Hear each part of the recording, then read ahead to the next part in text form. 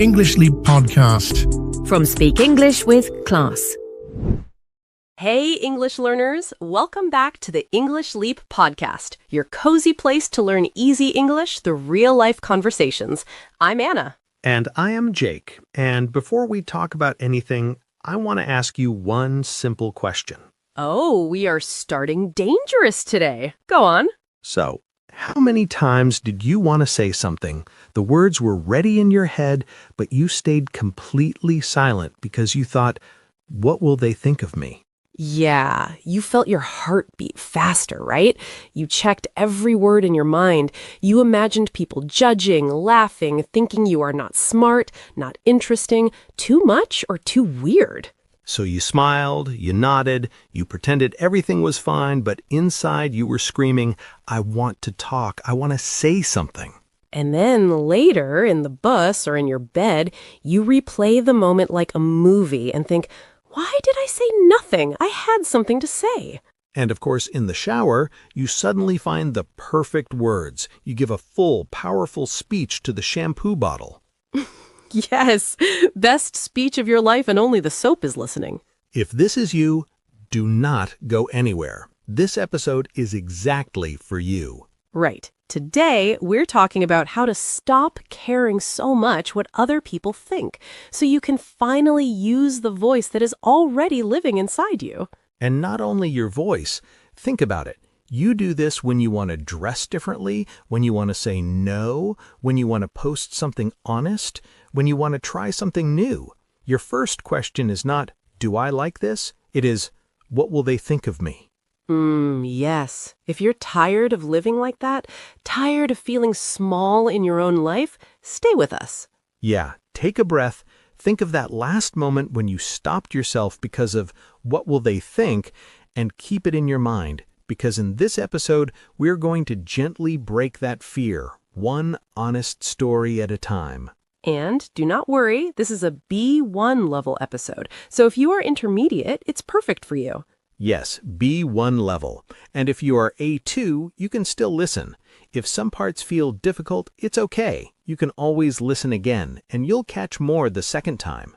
Your job is simple. Relax, listen, and let the English and the ideas move through you. You don't have to understand every word. You just have to stay with us.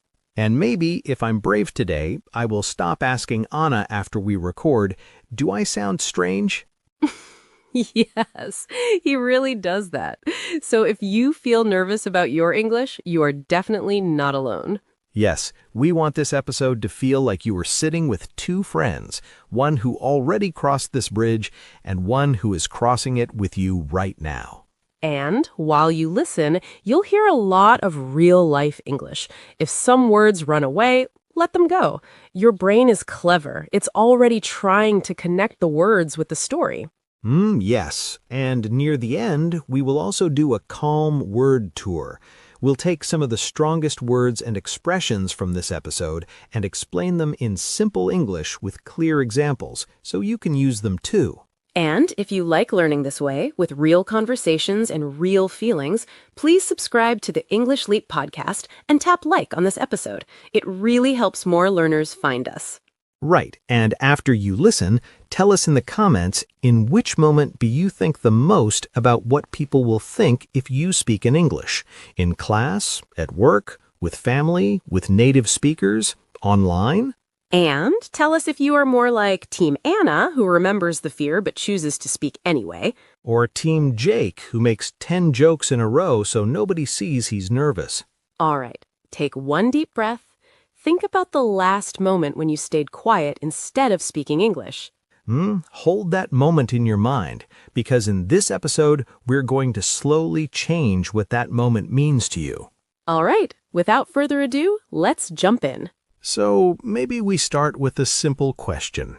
This fear of what people think, where did it even begin for you? It did not just appear last week. Yeah, it usually starts way earlier, right? School, family, friends, tiny comments, small jokes, but big impact inside. Maybe you remember this. You say something in class, people laugh. Or you wear something different. Someone makes a joke. For them, it is 1 second. For you, it feels like a scar. Exactly.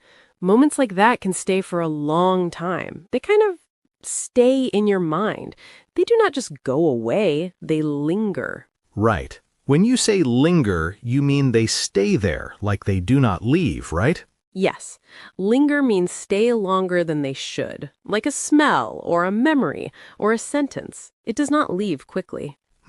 Maybe you had one sentence that still lingers from years ago. You were too loud. You talk funny. You were strange. And the fear from that moment doesn't stay in one place. It starts to move into other areas of life. It slowly begins to seep into everything. Seep, like water. Yes, when water seeps into a wall, it goes in slowly through small cracks. You don't see it at first. Later, the whole wall is wet. So this fear starts in one moment, but then it seeps into school, work, friendships, everything. And after that, every time there's a chance to speak or be seen, your body remembers that pain. You feel it, and you shrink back. Shrink back. You mean you make yourself smaller, right? Yes, to shrink back is to pull away, to make yourself small so nobody looks at you. Maybe you know this. The teacher asks, "Any questions?" Your hand wants to go up, but you shrink back. You think, "No, no, no, stay safe." So if this is you, please remember, you were trained to feel like this. Your brain learned attention is dangerous, speaking is dangerous. And you know what can really help? Just catching that story. Yes, even writing it down. And here's one small English thing you can try. You could take one old memory that still lingers and write one simple sentence about it in English. Something like, "In school, they laughed at me, and since then, I shrink back." It doesn't have to be beautiful, just honest. When you put it into words, you start to see the old rule clearly instead of letting it quietly control you. Now that is where the fear starts. But let us talk about what it feels like now as an adult. Yeah, because now it is not only one classroom, it is the whole world, right? You walk into a room or you open your social media and suddenly you feel watched. Maybe you feel your chest tight, your stomach is not relaxed, your thoughts are racing. That feeling has a word. You feel anxious. Anxious. So not just a little nervous, but really worried inside, right? Exactly. Anxious means your body and mind feel on high alert. You feel danger, even if nothing bad is happening. And when you feel anxious, your brain does a funny little show. It starts to freak out. Yes, that inner drama. Freak out means you suddenly feel very scared. Like, oh no, oh no, oh no, I will die if I open my mouth. Even if it's just ordering a coffee? So your body is anxious, your brain freaks out, and then what do? You start to hold back. Hold back? Like stop yourself? Yes, to hold back means you do not say or do what you really want. You pull your words and your actions inside. Maybe you want to share an idea in a meeting. You want to send a message. You want to wear something you love, but you hold back because that invisible audience in your head is shouting. Yeah, it's like you think there's a big spotlight on you, a strong light that shows every mistake. But in reality, most people are busy with their own life, their own lights. They're thinking, did I send that email? Do I look okay? What did my boss mean yesterday? So you are not the main movie in their head.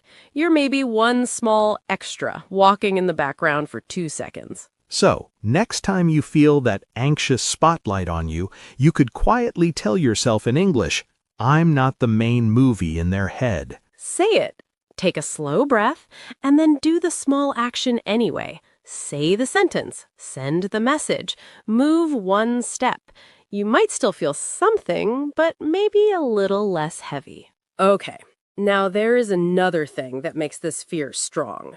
Not just what people might think, but what people actually said. Yeah, sometimes it is not just in your head. Someone really said something that hurt. A comment. Maybe they laughed at your voice, your accent, your clothes, your body, your dream. Maybe they did not only think it, they said it out loud. That is when it turns into criticism, when they criticize you. Criticize means they point to something and say it is bad or wrong, right? Yes. To criticize is to say, you are doing this wrong, or this is not good. Sometimes it can help us grow, but many times it is just someone throwing their negative energy at you.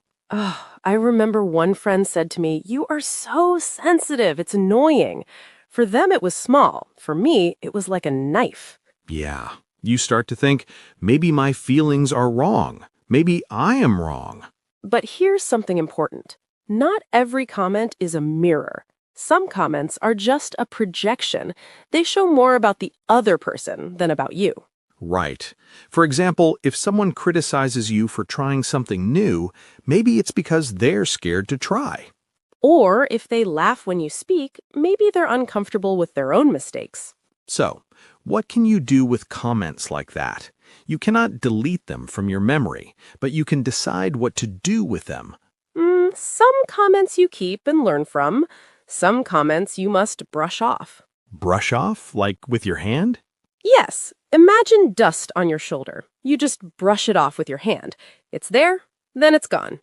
To brush off a comment means you decide, this is not my truth. I do not keep it.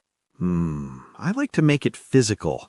When I remember a rude comment, sometimes I just touch my shoulder and quietly think, no, I brush that off. Yeah, and you could even write one simple line about it in English, like, they said I am stupid, but I brush off that comment. It is not my truth. Yeah, that way you're not only replaying their words, you're answering them with your words. Right. And even when you brush some comments off, the old fear can still sit quietly inside you. So we have this fear from the past, this invisible audience, these painful comments.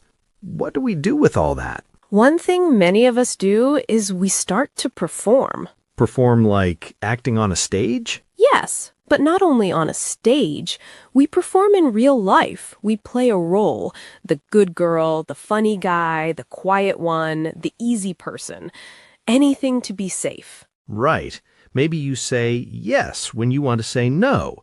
You laugh when something is not funny. You agree when inside you think, no, that is not right. Yeah, you're not living as your authentic self. Authentic, that means real, right? Like the true version. Exactly.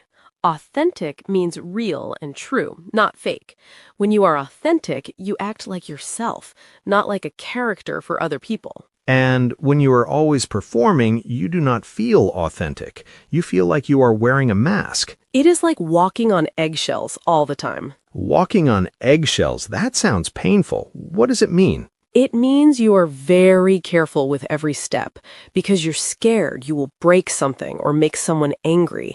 You do not relax. So you choose your words too carefully, your clothes too carefully, your opinions too carefully, just to keep everyone happy. But here's the problem. When you walk on eggshells for everyone else, you step on your own heart. Oof, that hits hard, but it's real. When you protect everyone else, you stop protecting yourself. So maybe this week you can try one very small thing. Yeah, in one conversation, instead of the safe sentence, say one honest sentence. For example, I am actually tired, or actually, I do not like that idea. See? Just one line. You are still kind, but you're a little more you, and that's already a big step toward being authentic. Yeah, and there is another trap that keeps us scared of people's opinions. This idea of perfection. Ah, yes. When I am perfect, then I will start living. You know this thought, right? I will speak when my English is perfect. I will wear that when my body is perfect. I will share this when my life is perfect. It sounds smart. It feels safe, but it is a lie. It makes you wait for a day that will never come.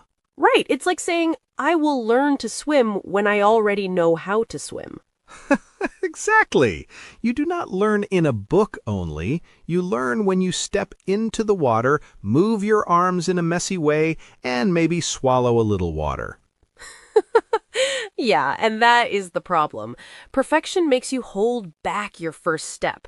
Progress happens when you move, even if you look a little silly. I remember telling myself, I will speak in groups when I am not scared anymore. Surprise! I stayed scared. The fear only started to shrink when I spoke while I was scared. Yeah, so maybe you can borrow that idea. Pick one area where you are waiting to be perfect. Then tell yourself in simple English, I will not wait to be perfect. I will start small today. And then match it with one tiny action, one message, one small conversation, one try. Not perfect, just real. Yeah, and when you do that again and again, something quiet starts to grow inside you. We call that confidence. Okay, now let us talk about confidence. Many people think some people are just born confident. Like they came out of the hospital with sunglasses and a microphone? Yes, like, hello, I am the confident baby. But in real life, confidence is not magic. It is more like a muscle. Right. If you want strong muscles, you do not think about the gym. You go to the gym and you repeat small movements many times. Yeah, it's the same with confidence. It grows when you do small, brave things again and again. Exactly. Every small, brave action is like a little weight you lift. Say hi to someone. Share one idea. Ask one question. That's a confidence rep.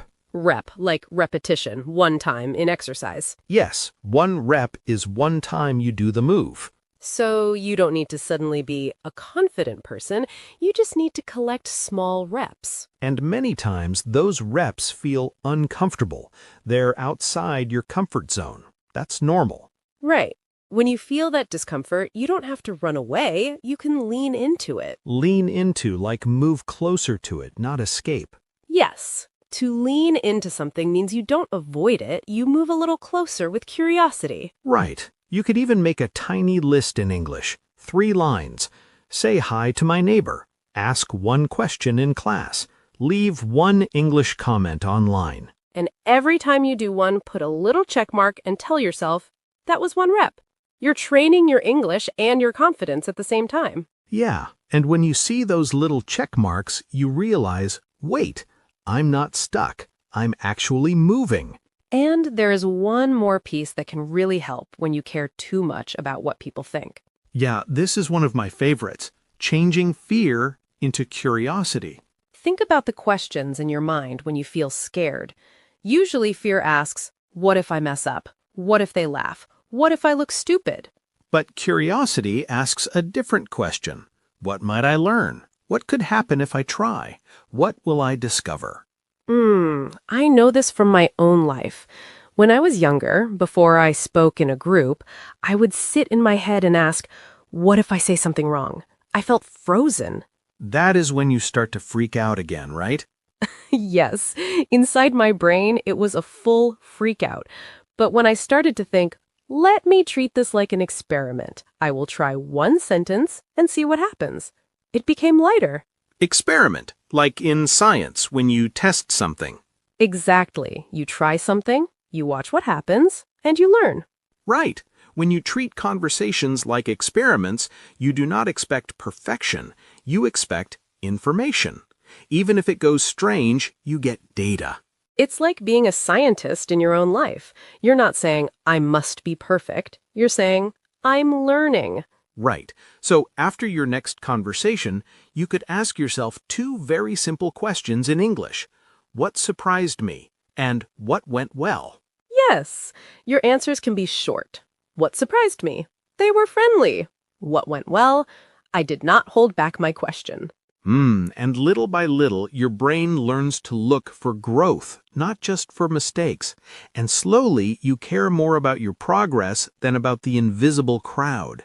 And that's the real shift, from living for the invisible crowd to living for the real you, from walking on eggshells to walking on your own path, from shrinking back to starting to show up.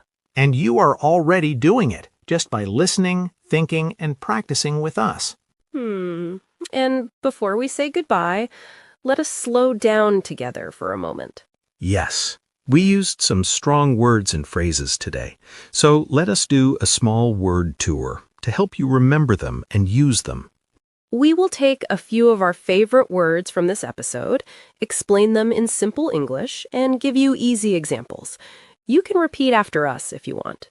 So take a breath, relax your shoulders, and enjoy this calm little word tour. First word, linger. When something lingers, it stays longer than you expect. It does not leave quickly. It can be a smell, a feeling, or a memory. For example, that joke from school still lingers in my mind. Or the smell of coffee lingered in the kitchen after breakfast. You can repeat after us if you like. Linger. Next word is seep. When something seeps, it moves slowly through small spaces. We often use it for water or for feelings that slowly enter your life. For example, old fear can seep into new situations. Or water can seep through the wall when it rains a lot. So seep is like it does not jump in, it slowly moves in. Next one is a feeling word, anxious. When you feel anxious, you are very worried inside. Your mind is busy, your body is not relaxed. For example, she felt anxious before speaking in front of the class. Or, I get anxious when I think everyone is looking at me. You can say it slowly with us. Anxious. Now a fun one, freak out. To freak out means to suddenly feel very scared or very stressed. Your brain and body say, this is too much. For example, I freak out when I have to speak and everyone is silent and looking at me. Or he almost freaked out when he lost his phone. It sounds strong, but we use it a lot in daily life, even in a playful way. Next word is shrink back. When you shrink back, you make yourself smaller. You pull away because you are scared or shy. For example, when the teacher asked for questions, I wanted to speak, but I shrank back. Or he shrank back when people started to laugh. So shrink back is like your body saying, hide, do not be seen. Let us connect that with another one, hold back. To hold back means to stop yourself from doing something you really want to do or say. For example, she wanted to share her idea, but she held back. Or, I hold back my real opinion because I'm scared of what people think. So shrink back is about your body, and hold back is about your action or your words. Next word is very important for this episode. Authentic. Authentic means real and true. When you are authentic, you act like yourself, not like a fake character. For example, she feels more free when she is authentic with her friends.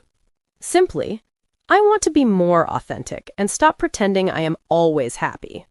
Authentic is about you showing the real you. Now an idiom. Walk on eggshells. Remember this picture? Walking on eggs is very careful and uncomfortable. When you walk on eggshells, you are very careful with every word or action because you are scared you will make someone angry or upset. For example, at work he walks on eggshells around his boss. Or, I do not want my friends to feel they must walk on eggshells around me. It means there is no relaxed, honest feeling. Everything feels fragile. Almost there. Next one, brush off. To brush off a comment means to not keep it in your heart.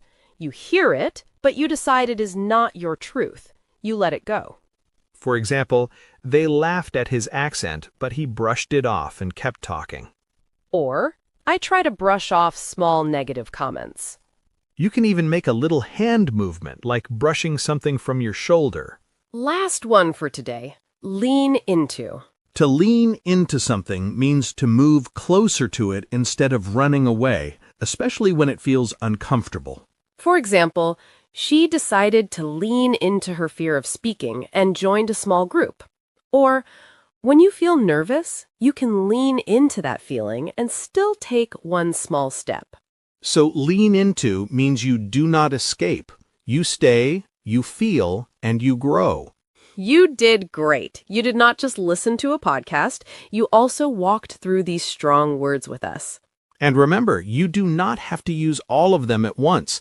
Even if you choose one or two and use them this week, that is already real progress. Yeah, and the real win is not speaking perfect English or living a perfect life. The real win is caring a little less about the invisible crowd and a little more about your real self. So be kind to yourself this week. Take one small brave step. Use one brave word, and then be proud of it. And if this episode helped you, you can always listen again or share it with someone who also worries too much about what people think. We're cheering for you from here. This is Anna. And this is Jake. And you've been listening to the English Leap podcast. Bye.